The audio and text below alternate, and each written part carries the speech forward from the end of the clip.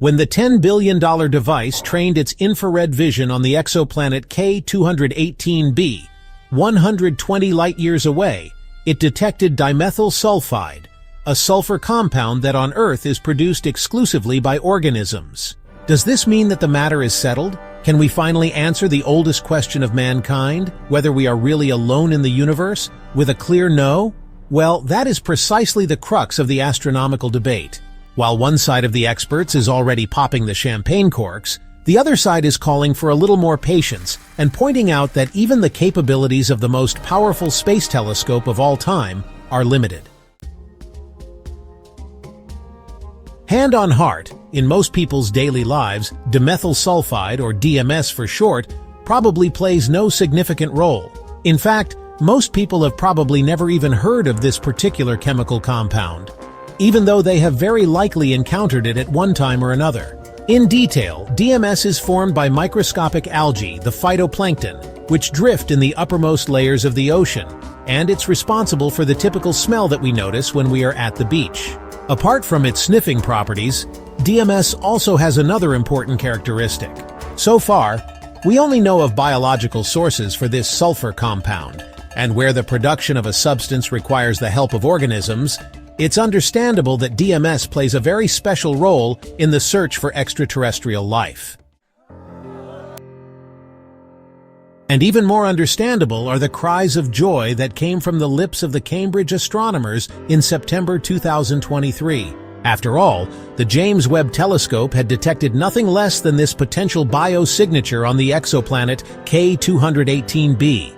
The overwhelmed discoverer, Niku Madhusudan, then told the press that he and his colleagues were completely shocked by their readings. No wonder, because after all, the existence of DMS in the vastness of space is nothing less than a serious indication of extraterrestrial life. And what initially came as a shock to the experts soon developed into almost euphoric reporting, which unceremoniously elevated the James Webb Telescope to the key to the cosmic search for life. But is the matter really as clear-cut as it seems? If the corresponding molecule on Earth is only produced by living things, and we then discover it on an alien body, why hasn't NASA officially announced that our microscopic neighbors are slumbering on K218b? Well, that's because, as so often, the devil is in the details. But basically, the conditions in the case of K218b are anything but bad. Is the water world a haven for life? Located about 120 light-years from us in the constellation Leo, the celestial body is under the exciting suspicion of being a Hycean planet. In other words, a planet whose surface is completely covered with water and can therefore support life. And while K218b was added to the star charts in 2015 with the help of the Kepler Space Telescope, it orbits its central star, the red dwarf K218, within the habitable zone. This in turn describes the distance range at which a planet must be located in relation to its host star for water to be able to exist there in a permanently liquid form. As we all know, the cool, wet element is considered one of the fundamental pillars for the development of life similar to that on Earth. And although K218 is significantly cooler than the Sun, its planetary companion receives roughly the same radiation as our Earth due to the given constellation. The bottom line is that K218b is only 0.14 astronomical units away from its parent star, so that it takes just 33 days for a complete orbit. And indeed, the pro column on this life discussion list also contains the entries methane and carbon dioxide, and thus two further indicators that suggest that we may actually be dealing with a habitable planet here. If this is really the case, it would be a cosmic novelty, because so far these exotic water worlds only exist on paper. But while the detected large amounts of methane and carbon dioxide in combination with the lack of ammonia suggests that K218b is a Neptune-like planet covered by liquid water, the detected substances also present an unfortunate complication. They make it all the more difficult to interpret the DMS data correctly. The mystery of the biosignature. In principle, the DMS signal was anything but pronounced in the collected datasets, and it only revealed itself when the data was analyzed in a very specific way. The matter was not made any less complicated by the fact that the DMS signature identified by Webb's near-infrared spectrometer, NIRSpec, appeared in a spectral line at a wavelength of 3.4 micrometers, and thus in the very range that overlapped with the methane. And that is precisely the crux of the matter, because the scientists believe that distinguishing between DMS and methane is simply beyond the capabilities of NIRSpec. But does this also mean that Webb's capabilities have already been fully exhausted, and that we will not be able to uncover the true background to the DMS question? Well, fortunately not. The researchers also emphasize that unequivocal proof is possible in principle. After all, DMS and its breakdown products also generate a signature in the mid-infrared range between 9 and 13 micrometer wavelengths. And conveniently, this is exactly the range in which Webb's MIRI spectrometer works. While the first NASA announcement still spoke of a possible detection of the molecule dimethyl sulfide in this context, the Cambridge scientists finally wanted to know more. And so it happened that the astronomers once again used Webb's sharp infrared vision to get to the bottom of the mystery surrounding the supposed biosignature. In the course of this, the experts allowed 8 hours for the targeted search for DMS. 1 to 2 days later, the research team should then receive the data and begin with the evaluation. However, it's in the nature of things that such a data evaluation is, to say the least, laborious. Or in other words, it takes months before it's fully completed.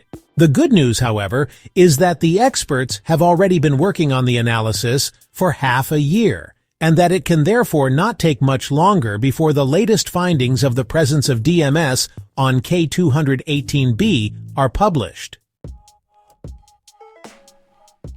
When we can detect the DMS, fortunately, the rest of the astronomical world is not condemned to just waiting and twiddling their thumbs in the meantime. After all, they can also approach the DMS question from a theoretical point of view. In other words, with the help of their models, scientists are able to check when we will be able to detect the existence of DMS on K218b. And that is exactly what the team led by Shangmin Tsai of the University of California in Riverside has now done. In detail, the researchers reconstructed K218b and its possible biochemistry using several models, simulating the planet-covering ocean and atmosphere. The scientists then had to test how much DMS our extraterrestrial micro-neighbors would have to produce for it to accumulate in the atmosphere in a way that we could detect, and how quickly it would be broken down again due to radiation. The study concluded with the exciting result that the current data evaluation by the colleagues is not in vain, because theoretically, it's possible that biogenic sulfur gases on hydrogen-rich ocean worlds like K218b could accumulate to detectable concentrations. And yet, as so often, the big but follows at this point, because this only applies if the organisms of K218b are real workhorses. In fact, the extraterrestrial DMS production would have to exceed that on Earth by a factor of 20 for us to be able to register it with our instruments. This is for the simple reason that most of the DMS is broken down again immediately by photochemical decomposition due to solar radiation. In the case of significantly higher concentrations, which are quite conceivable for hypothetical Hycean planets, a natural protective effect would, however, arise that would put a stop to the DMS loss. Accordingly, its degradation products, such as dimethyl sulfide and methane, form a kind of protective shield around the lower atmospheric regions, which are thus protected from further DMS degradation. However, only the future will tell to what extent this scenario corresponds to reality. What is already clear, however, is that the unequivocal confirmation of DMS would be no less than an unprecedented milestone in the history of space exploration. And while the team at Cambridge is currently busy evaluating the new datasets, as mentioned above, the lead scientist emphasizes that even one direct detection would be enough to revolutionize the entire history of science. No wonder, after all, humanity has been pondering for millennia whether there are other life forms out there. And ultimately, just a single example would be enough to end the millennia of speculation in one fell swoop. Whether the extraterrestrial life breakthrough will be named K218b cannot be said with absolute certainty at this point, and yet we currently know of no other candidate that opens up such a promising lead for us in our search for life in space. And the trail of your video search now leads you straight to the subscription button. Feel free to click the thumbs up and subscribe so you never miss a new video from us again. We'll see you soon.